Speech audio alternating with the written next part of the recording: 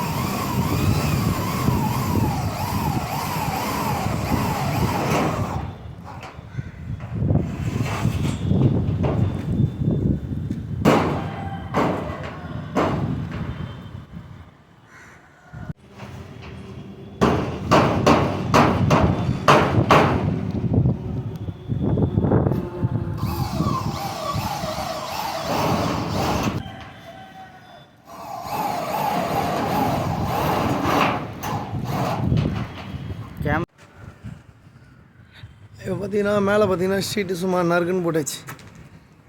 ஜம்முன்னு ஆயிடுச்சு பாருங்கள். இப்போ கீழே பார்த்தீங்கன்னா இன்னும் 2 பெண்டிங் வேலை இருக்குது. அதையும் வேலையை முடிக்க போகிறோம். Okay, thank you.